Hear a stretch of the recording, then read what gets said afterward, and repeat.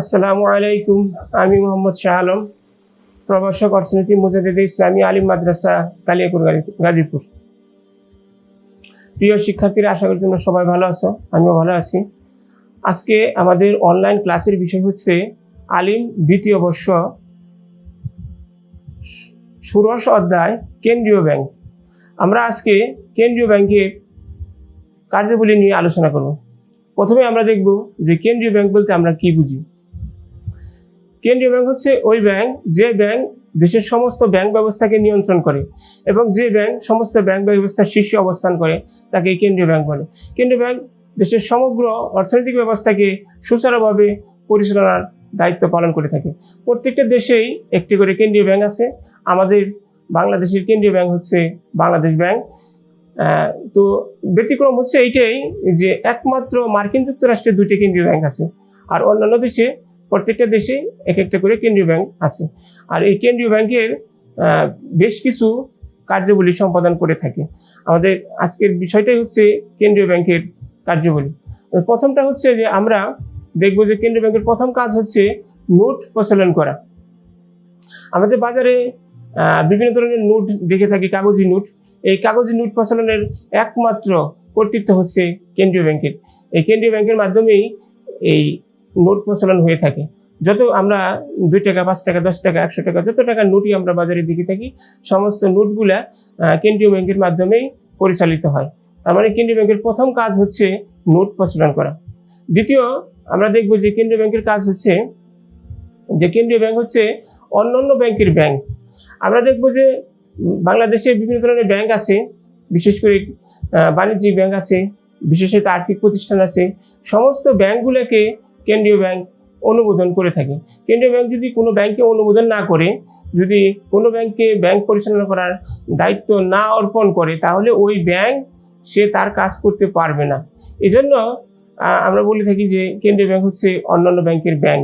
যখন কেন্দ্রীয় ব্যাংক ওই ব্যাংকে কাজ করার অনুমতি প্রদান করবে, তখনই সে শুধু কাজ করতে পারবে। অন্যথায় কেন্দ্রীয় ব্যাংকের অনুমতি ছাড়া ওই ব্যাংকের কাজ করা সম্ভব নয়। সেটা বাণিজ্যিক ব্যাংক হতে পারে এবং বিশেষত যে কোনো আর্থিক প্রতিষ্ঠান হতে পারে। কেন্দ্রীয় ব্যাংকের আরেকটা কাজ হচ্ছে এটা ঋণ দানের শেষ আশ্রয়স্থল।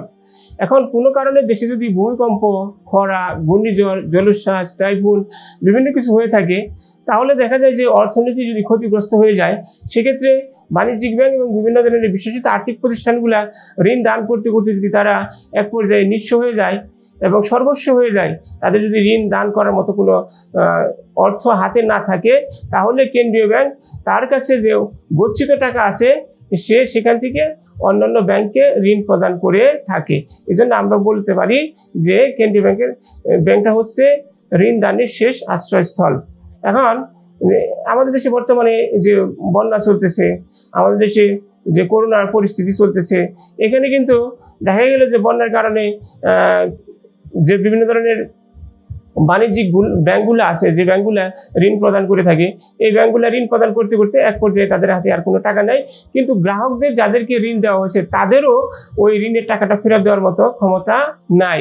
তখন বাধ্য হয়ে, যেহেতু তাদের ঋণ ফেরত দেওয়ার মতো ক্ষমতা নাই, আবার অন্যদিকে তাদের হাতেও টাকা নাই, তখন বাধ্য হয়ে আবার তাদেরকে নতুনভাবে ঋণ প্রদান করতে হয়। সেই হিসেবে তাদের কাছে যেহেতু টাকা নেই, তখন কেন্দ্রীয় ব্যাংকের কাছে যে গচ্ছিত অর্থ থাকে, সেখান থেকে কেন্দ্রীয় ব্যাংক তাদেরকে বাণিজ্য ব্যাংকের অর্থ প্রদান করে এবং বাণিজ্য ব্যাংক তখন গ্রাহকদেরকে ঋণ প্রদান করে থাকে। এজন্য এটাই বলা হয় যে কেন্দ্রীয় ব্যাংক হচ্ছে ঋণ দানের শেষ আশ্রয়স্থল। কেন্দ্রীয় ব্যাংক সরকারের পরামর্শদাতা হিসেবে কাজ করে থাকে। দেশের অর্থনৈতিক ব্যবস্থা কি হবে, কিভাবে চলবে, সেই বিষয়ে কিন্তু কেন্দ্রীয় ব্যাংকের কাছে সরকার বিভিন্ন সময় পরামর্শ গ্রহণ করে থাকে। কারণ একটা দেশের অর্থনৈতিক ব্যবস্থাকে সুচারু করে চালানোর জন্য মুদ্রাস্ফীতির দরকার আছে, সেখানে মুদ্রা সংকোচনের দরকার আছে।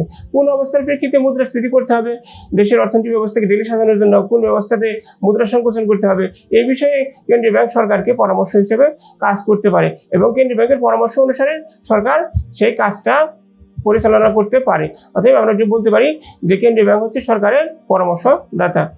কেন্দ্রীয় ব্যাংকের কাছ থেকে সরকার অনেক সময় ঋণ গ্রহণ করে থাকে, আবার কেন্দ্রীয় ব্যাংকের কাছে অর্থ জমা করে থাকে। কোনো কারণে যদি দেশে ভূমিকম্প, এমনকি খরা অথবা যুদ্ধ বিগ্রহের কারণে দেশে জরুরি অবস্থার সৃষ্টি হয়, দেশে যদি কোনো অর্থের ঘাটতি হয়, তখন শেষ পর্যন্ত সরকারও কিন্তু কেন্দ্রীয় ব্যাংকের কাছ থেকে ঋণ গ্রহণ করে থাকে। কারণ সরকার কেন্দ্রীয় ব্যাংকের কাছ থেকে ঋণ গ্রহণ করে থাকে, এমনকি কোনো ব্যক্তির কাছ থেকেও সরকার ঋণ নিতে পারে। তো আমাদের দেশে যে বিষয়টা দেখা যায় যে সরকাররা বেশিরভাগ সময়ই কেন্দ্রীয় ব্যাংকের কাছ থেকে ঋণ গ্রহণ করে থাকে। এরপরে কেন্দ্রীয় ব্যাংক এর আরেকটা কাজ হচ্ছে যে কেন্দ্রীয় ব্যাংক সমস্ত অর্থ ব্যবস্থাকে, সমস্ত ব্যাংক ব্যবস্থাকে নিয়ন্ত্রণ করে থাকে। কারণ কেন্দ্রীয় ব্যাংক যত সুচারুভাবে কাজ করবে ততই অর্থ ব্যবস্থাটা আরও সুচারু হবে এবং সুদৃঢ় হবে। তার মানে দেশের অর্থনৈতিক ব্যবস্থাকে সুচারুভাবে, সঠিকভাবে পরিচালনা করার যে দায়িত্ব, সেটা কিন্তু কেন্দ্রীয় ব্যাংক প্রদান করে থাকে। কেন্দ্রীয় ব্যাংক দেশের অর্থনৈতিক অবস্থার সময় বিভিন্ন ধরনের সাময়িক প্রকাশ করে থাকে, মাসিক এবং পাক্ষিক বিভিন্ন ধরনের ম্যাগাজিন প্রকাশ করে থাকে, এবং যে মাসিক ম্যাগাজিনের মাধ্যমে ওটা গবেষণামূলক হয়ে থাকে, সেখান থেকে দেশের অর্থনৈতিক হালচাল, দেশের অর্থনৈতিক অবস্থা সম্পর্কে আমরা জানতে পারি। এটা কিন্তু কেন্দ্রীয় ব্যাংক কাজ করে থাকে। আর কেন্দ্রীয় ব্যাংকের যে বিষয়টা হচ্ছে যে কেন্দ্রীয় ব্যাংক কিন্তু আমরা আরেকটা বিষয় বলতে পারি যে কেন্দ্রীয় ব্যাংক ক্লিয়ারিং হাউস হিসেবে কাজ করে থাকে। ক্লিয়ারেন্স দেওয়া, যে অন্যান্য ব্যাংকে অনুমতি দেওয়া, অন্যান্য ব্যাংকের কার্যক্রমকে সুচারুভাবে পরিচালনা করার ক্ষেত্রে কেন্দ্রীয় ব্যাংক কিন্তু ক্লিয়ারিং হাউসের মতো কাজ করে থাকে। এই হচ্ছে মোটামুটি আমাদের কেন্দ্রীয় ব্যাংকের কার্যাবলী। আমরা যে বিষয়টা নিয়ে কথা বলতেছিলাম যে আসলে কেন্দ্রীয় ব্যাংক কি এবং কেন্দ্রীয় ব্যাংকের কার্যাবলী, আমরা তো প্রিয় শিক্ষার্থীরা, আশা করি তোমরা এই বিষয়টা বুঝতে পারছো। আর যদি তোমরা বুঝে থাকো তাহলে তোমাদের কাজ হবে যে কিছু এখান থেকে আমি পূর্বে যেভাবে বলছিলাম যে 4-5টা বহু নির্বাচনী এবং একটা সৃজনশীল উদ্দীপক তৈরি করা, কারণ আমাদের এটা করতেই হবে। কারণ আমাদের বহু নির্বাচনী সৃজনশীল উদ্দীপক সম্পর্কে আমাদের একটু সচেতন হতেই হবে।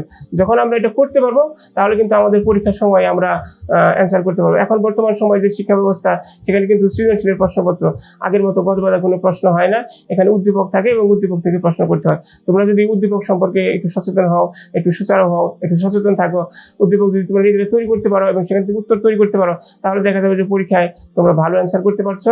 এবং সেখানে কিন্তু এখন সৃজনশীল একটু সুবিধা হচ্ছে যে গণিতের মতো, ইংরেজির মতো যদি তোমরা সঠিক পয়েন্ট মতো উত্তর দিতে পারো, কিন্তু সৃজনশীলেও কিন্তু ফুল মার্কস পাওয়া যায়।